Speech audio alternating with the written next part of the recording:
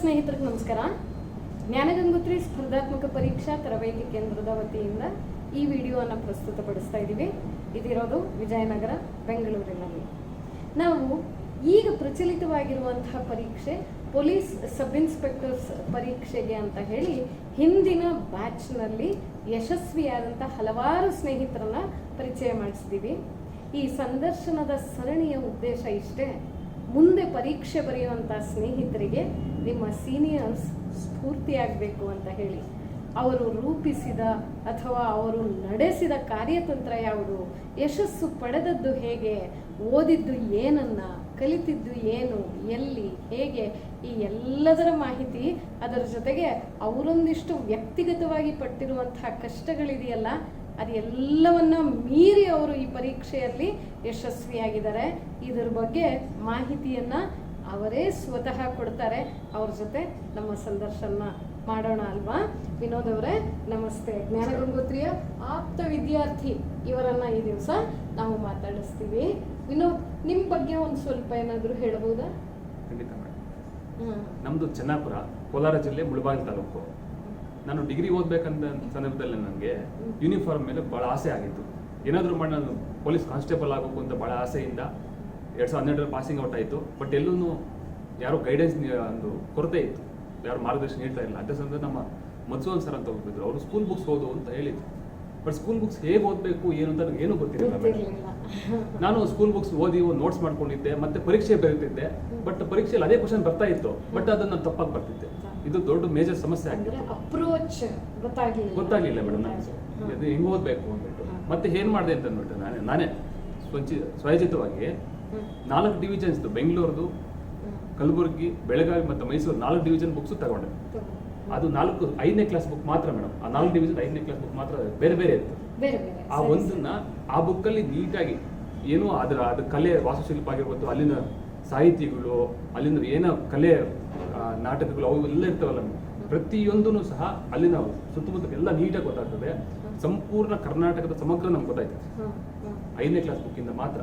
ಮತ್ತೆ ಅದನ್ನ ಬಿಟ್ಟು ಮತ್ತೆ 6ನೇ ಕ್ಲಾಸಿಂದ 10ನೇ ಕ್ಲಾಸ್ವರೆಗೂ ಎಲ್ಲ ಸ್ಕೂಲ್ ಬುಕ್ಸ್ ಕಲೆಕ್ಟ್ ಮಾಡ್ಕೊಂಡಿದ್ದೀನಿ, ಓದಿದೆ ಮೇಡಮ್. ಅದರಲ್ಲಿ ವಿಶೇಷವಾಗಿ ಸೈನ್ಸ್ ಮಾತ್ರ. ಸೈನ್ಸ್ ಹೇಗೆ ಓದಬೇಕು ಅಂತಂದರೆ, 6ನೇ ಕ್ಲಾಸಲ್ಲಿ ಒಂದು ಯಾವುದಾದ್ರೂ ಒಂದು ಎಕ್ಸಾಂಪಲ್, ಒಂದು ಬೆಳಕು ಅಂತ ಒಂದು ಚಾಪ್ಟರ್ ಶುರು ಆದರೆ ಆ ಚಾಪ್ಟರ್ ಕಂಟಿನ್ಯೂಷನ್ ಆಗ್ತಿರ್ತದೆ. 10ನೇ ಕ್ಲಾಸಲ್ಲಿ ಕಂಟಿನ್ಯೂಷನ್ ಆಗ್ತದೆ. ನಾನು ಹಾಗೆ ಮಾಡಿದೆ. 5ನೇ ಕ್ಲಾಸ್ ಬುಕ್ 6ನೇ ಕ್ಲಾಸಲ್ಲಿ ಏನು ಬರ್ತದೆ, ಬೆಳಕು ಚಾಪ್ಟರ್ ನೋಟ್ಸ್ ಬರ್ಕೊತಿದ್ದೆ, ಮತ್ತು 6ನೇ ಕ್ಲಾಸ್ ಬುಕ್ ತೊಗೊತಿದ್ದೆ. ಹಿಂಗೆ 10ನೇ ಕ್ಲಾಸ್ವರೆಗೂ 10ನೇ ಕ್ಲಾಸ್ ಕಂಟಿನ್ಯೂ ಮಾಡ್ತಿದ್ದೆ.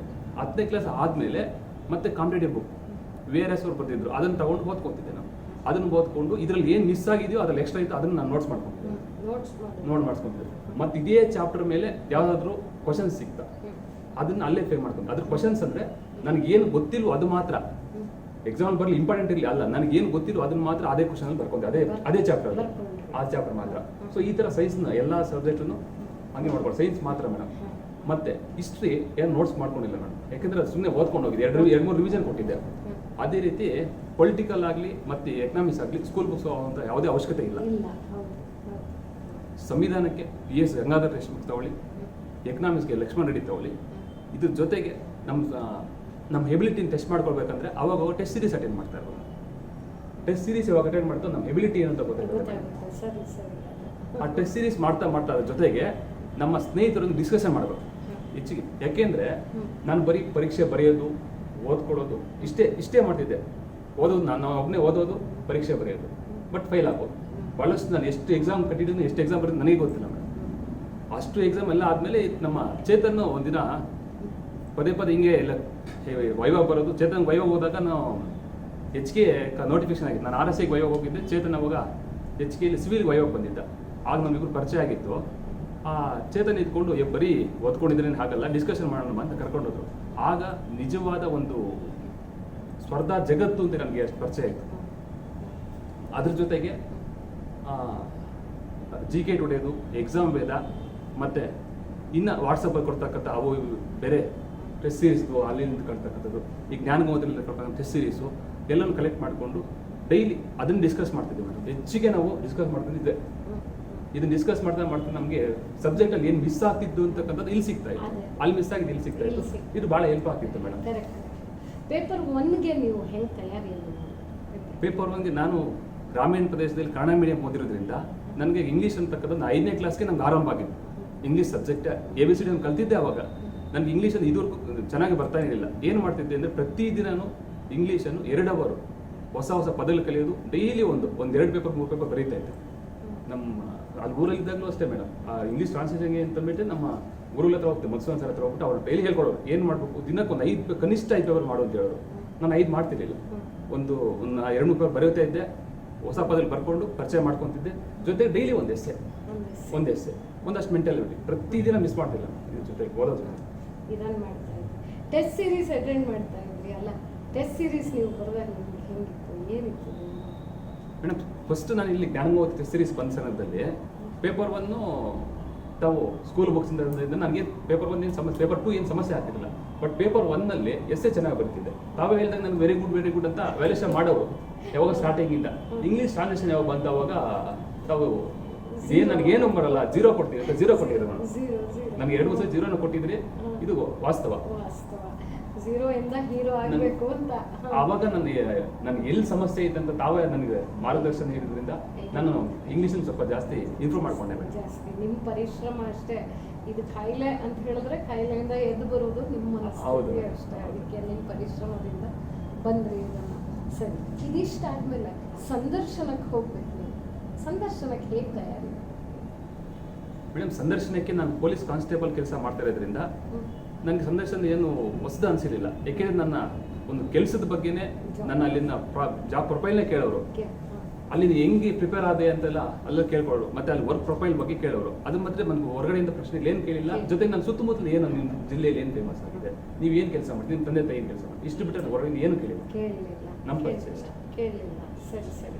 ಅದರಿಂದ ನಿಮಗೆ ತುಂಬ ಸುಲಭ ಅಂತ ಅನ್ನಿಸ್ತು ಸಂದರ್ಶನ ಮುಗಿಸಿದ ಮೇಲೆ ನೀವು ಪರೀಕ್ಷೆ ಬರುತ್ತೆ, ನಮಗೆ ಲಿಸ್ಟಲ್ಲಿ ಹೆಸರಿರುತ್ತೆ, ಈ ಥರ ಏನಾದರೂ ನಂಬಿಕೆ ಇತ್ತ? ಖಂಡಿತವಾಗ್ಲೂ ಪ್ರತಿಯೊಂದು ಸತಿ ನಾನು ಪರೀಕ್ಷೆ ಬಂದಾಗ್ಲೂ ನನ್ನ ಕೆಲಸ ಆಗ್ತದೆ ಅಂತ ಆಶಾಂಶ ಇರ್ತದೆ. ಪ್ರತಿ ಸತಿನೂ ಇರ್ತದೆ. ಪ್ರತಿಯೊಬ್ಬರು ಯಾವ ಪರೀಕ್ಷೆ ಬರ್ತಾರೆ ಪ್ರತಿಯೊಂದು ಸ್ಪರ್ಧಾರ್ಥಿಗಳು ಇರ್ತದೆ. ಬಟ್ ನನಗೂ ಅದೇ ಥರ ಇತ್ತು. ಬಟ್ 3 ಸತಿನೂ ನನಗೆ ಆಗಿರಲಿಲ್ಲ. 3 ಸತಿನೂ ಆಗಿರಲಿಲ್ಲ. ಒಂದು HK ಇದರಲ್ಲಿ ಒಂದೇ ಒಂದು ಫಸ್ಟ್ ಇತ್ತು, ಆಗಲಿಲ್ಲ. ಮತ್ತೆ KSRPಯಲ್ಲಿ ಅವಾಗ ಆಗಲಿಲ್ಲ. ಮೊನ್ನೆ ಈ ಸತಿ ಕೂಡ ನಾನು ಫಸ್ಟ್ ಲಿಸ್ಟ್ ಆಗಿರಲಿಲ್ಲ. ಮತ್ತೆ ಸೆಕೆಂಡ್ ಲಿಸ್ಟ್ ಬಿಟ್ಟಾಗ ನೋಡಿದೆ ಮತ್ತೆ ಆಗಿತ್ತು. ಅದು ಫಸ್ಟ್ ಲಿಸ್ಟ್ ಸೆಕೆಂಡ್ ಲಿಸ್ಟ್ ಇಷ್ಟಂದ್ರೆ 0.4% ಮಾತ್ರ. 0.4 ಮಾರ್ಕ್ಸ್ ಅಷ್ಟೇ ಮಾರ್ಕ್ಸ್ ಡಿಫ್ರೆನ್ಸ್ ಇದೆ ಮೇಡಮ್. ಅಷ್ಟೇ ವ್ಯತ್ಯಾಸ ನೋಡಿ. ಸ್ಪರ್ಧಾತ್ಮಕ ಪರೀಕ್ಷೆಗಳಲ್ಲಿ ಅಂಕಗಳು ಅನ್ನೋದು ಪಾಯಿಂಟಲ್ಲೂ ಇಂಪಾರ್ಟೆಂಟ್ ಅನ್ನೋದು ಹೇಗೆ ಗೊತ್ತಾಯಿತು ಅಂತ ಹೇಳ್ಬಿಟ್ಟು ಅಲ್ವಾ? 1 ಮಾರ್ಕ್ 2 ಮಾರ್ಕ್ ಡಿಗ್ರಿ ಪರೀಕ್ಷೆ ಥರ ಅಲ್ಲ ಇದು. ಓದೋ ಆಯಾಮ ಬೇರೆ, ಸ್ಕೋರಿಂಗ್ ಆಯಾಮ ಬೇರೆ ಅಲ್ವಾ? 0.4 0.04 ಇವೆಲ್ಲನೇ ಎಂಥ ಅಂಕಗಳು ಅಂತ ಹೇಳ್ಬಿಟ್ಟು. ಸರಿ, ಇದೆಲ್ಲ ಮಾಡಿದ ನಂತರ ನೀವು ಯಶಸ್ವಿಯಾಗ್ರಿ. ನಮ್ಮ ಅತ್ಯಂತ ಹೃತ್ಪೂರ್ವಕ ಅಭಿನಂದನೆಗಳನ್ನು ಸಲ್ಲಿಸ್ತೀವಿ. ನೀವು ನಿಮ್ಮ ಗೆಳೆಯರಿಗೆ ಏನಾದರೂ ಸಂದೇಶವನ್ನು ಹೇಳಬಯಸ್ತೀರಾ? ಖಂಡಿತಲ್ಲೂ ಎಲ್ಲ ನನ್ನ ಸ್ಪರ್ಧಾರ್ಥಿಗಳಿಗೆ ನಾನು ಹೇಳೋದಿಷ್ಟೇ. ಏಕೆಂದರೆ ನಾನು ನೋಡಿ 4 ವರ್ಷ ಪೊಲೀಸ್ ಕಾನ್ಸ್ಟೇಬಲ್ ಕೆಲಸ ಮಾಡಿದ್ದೀನಿ. ಎಲ್ಲೂ ನನ್ನ ಕರ್ತವ್ಯಕ್ಕೆ ನಾನು ಎಲ್ಲೂ ಮೋಸ ಮಾಡ್ಕೊಂಡಿಲ್ಲ. ನಮ್ಮ ಸಬ್ ಇನ್ಸ್ಪೆಕ್ಟರ್ ಬೈರಾ ಸರ್ ಅಂತಿದ್ರು, ಅವ್ರನ್ನ ರಿಕ್ವೆಸ್ಟ್ ಮಾಡಿಕೊಂಡು ಪ್ರತಿದಿನ ನೈಟ್ ಡ್ಯೂಟಿ ಹಾಕ್ಸ್ಕೊತಿದ್ದೆ. ಪ್ರತಿದಿನ ನನ್ನ ನೈಟ್ ಬೀಟ್ ಮಾಡೋ ಸಂದರ್ಭದಲ್ಲಿ ಓದ್ಕೊಡೋದು. ಸೆಂಟ್ರಿ ಬಿಟ್ಟರೆ ಇನ್ನೇನಿಲ್ಲ, ನೈಟ್ ಬೀಟು ಸೆಂಟ್ರಿ ಇದೇ 2 ಡ್ಯೂಟಿ. ಅದೇ ಅವಾಗಲೇ ಓದ್ಕೊತಿದ್ದೆ. ಪ್ರತಿದಿನವೂ ಓದು. ಈಗ ನನ್ನ ಕೆಲಸಕ್ಕೂ ವೃತ್ತಿಗೆ ಆ ಕಡೆ ದ್ರೋಹ ಮಾಡಿದಿರಾ, ಈ ಕಡೆ ಇದನ್ನು ಬ್ಯಾಲೆನ್ಸ್ ಮಾಡ್ಕೊತ ಓದ್ಕೊಂಡಿದ್ದೀನಿ. ತುಂಬ ಶ್ರಮ ವಹಿಸಿದ್ದೀರಾ, ತುಂಬ ಕಷ್ಟಪಟ್ಟಿದ್ದೀರಾ. ಯಾಕಂದರೆ 2 ದೋಣಿಯಲ್ಲಿ ಕಾಲಿಟ್ಟು ಒಂದೇ ಸಲ ಹೊತ್ತಿಗೆ ಆಯ ತಪ್ಪಿದಂತೆ ನೀವು ಸಾಗಿದ್ದೀರಾ ಅಂತ ಹೇಳ್ಬಿಟ್ಟು. ಆದರೆ ನೀವು ಯಾವುದೇ ದುಡ್ಡು ಪ್ರಭಾವ ಯಾವುದನ್ನು ಬಳಸಿಲ್ಲ.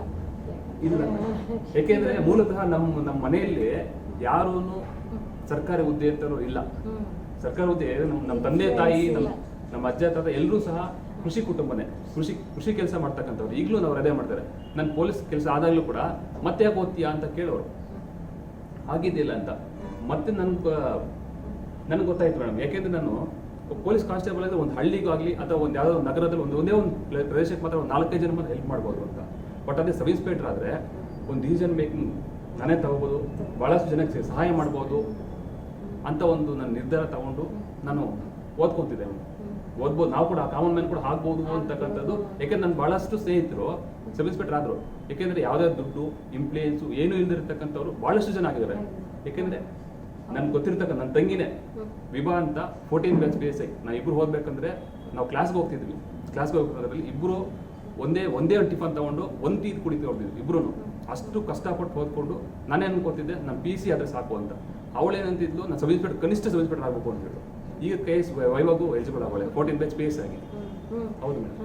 ಹಂಗೆ ನೋಡಿ, ಮತ್ತೆ ನೀವು ಏಮ್ ಹೈ ಅನ್ನೋದನ್ನ ನಿಮ್ಮ ತಂಗಿ ಹೇಳ್ಕೊಳ್ತಾ ಹೌದು ಇದ್ರು ನಿಮಗೆ ಅಂತ ಹೌದು. ಹೇಳ್ಬಿಟ್ಟು. ಸೊ ಇಷ್ಟೆಲ್ಲ ಕಷ್ಟಪಟ್ಟು ಯಾವುದೇ ಪ್ರಭಾವ ಇಲ್ಲದೆ ಎಲ್ಲರ ಮನಸ್ಸಲ್ಲಿ ಒಂದು ಕಾಮನ್ ಮ್ಯಾನ್ ಈಗ ಅಟೆಂಪ್ಟ್ ಮಾಡ್ತೀನಿ ಅಂತಂದ್ರೆ ಅವರಿಗೆ ಹಾಗೆ ಅಂದ್ಕೊಂಡಿರ್ತಾರೆ, ಏನೋ ದುಡ್ಡು ಕೊಡ್ಬೇಕೇನೋ ಅದಕ್ಕೆ ಪರೀಕ್ಷೆ ತಗೊಳ್ಳೋದು ಬೇಡ, ಯಾವುದೋ ಪ್ರಭಾವ ಬೀರ್ಬೇಕೇನೋ ನಾವು ಅಷ್ಟು ಪ್ರಭಾವಶಾಲಿಗಳಲ್ಲ ನೋಡಿ, ಏನು ಇಲ್ಲದವ್ರು ಆಗಬೇಕು ಅಂತ. ಈಗ ನಾನು ಪ್ರತಿ ಸಲ ನಾ ಹೇಳ್ತಾನೆ ಇರ್ತೀನಿ, ಪ್ರತಿ ಸ್ನೇಹಿತರು ಕೂಡ ಯಾರೂ ಕೂಡ ಇಲ್ಲಿ ದುಡ್ಡು ಕೊಟ್ಟಂಥವರು ಅಥವಾ ಪ್ರಭಾವವನ್ನು ಬೀರದಂಥವ್ರು ಯಾರೂ ಇಲ್ಲ. ಎಲ್ಲರೂ ಕೂಡ ಯಶಸ್ಸಾದಂಥ ಹಲವಾರು ಸ್ನೇಹಿತರಿದ್ದೀರಾ. ನೀವು ಕೂಡ ಆ ಎಲ್ಲ ರತ್ನಗಳ ಸಾಲಲ್ಲಿ ಒಬ್ಬರಾಗಿದ್ದೀರಾ ಜ್ಞಾನಗಂಗೋತ್ರಿಗೆ. ನಿಮಗೆ ನಮ್ಮ ಅತ್ಯಂತ ಹೃತ್ಪೂರ್ವಕವಾದ ಅಭಿನಂದನೆಗಳು. ಈ ಸಂದರ್ಶನದಲ್ಲಿ ಈ ಎಳೆಯರಿಗೆ ಸ್ಫೂರ್ತಿ ತುಂಬಿದ್ದಕ್ಕೆ ಧನ್ಯವಾದಗಳು. ನಮಸ್ತೆ.